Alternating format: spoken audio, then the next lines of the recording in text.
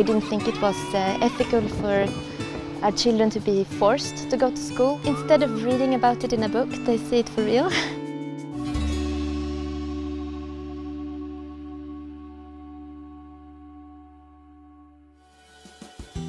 Paul and Caroline King have shunned a conventional lifestyle, selling their family home, taking their 2 young children out of school and leaving the daily grind behind in favour of constant world travel. When you travel with kids, people are nicer to you, which is pretty good. I think we've been in 25 countries during the year.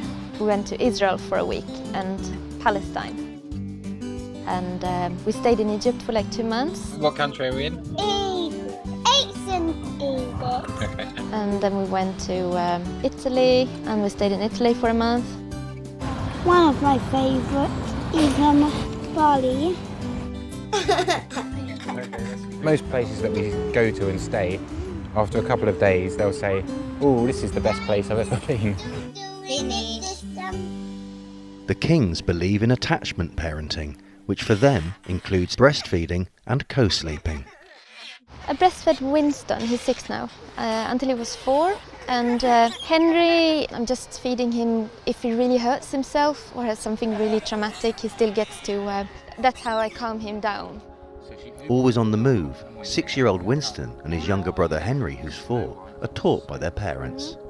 We didn't think it was ethical for our children to be forced to go to school when they didn't want to, and when they were forced to learn things that they already knew or didn't want to learn. Instead of reading about it in a book, they see it for real, so it's much more interesting.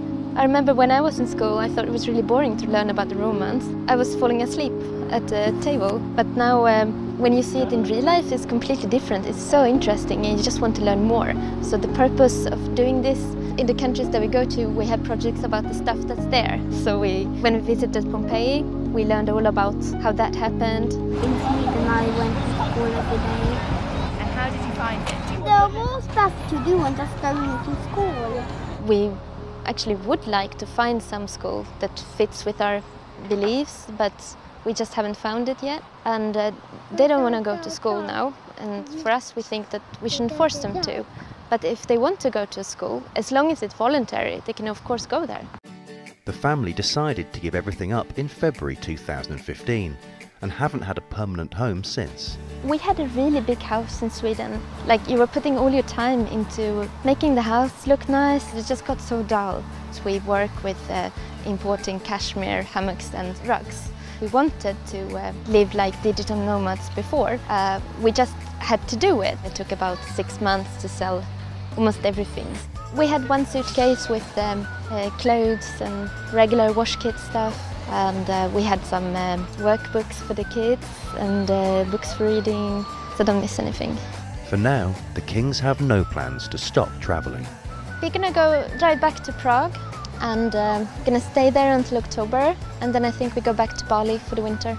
You can go and live anywhere, and it's absolutely fine. All the time people say, "Oh, I also want to do that," and I just get so annoyed. We just tell them back, "So do it then." And then they come up with all these different excuses that they have, whether it's work or family or they don't have enough money or anything like that. But the truth is, if you don't just do it, then you're never gonna do it.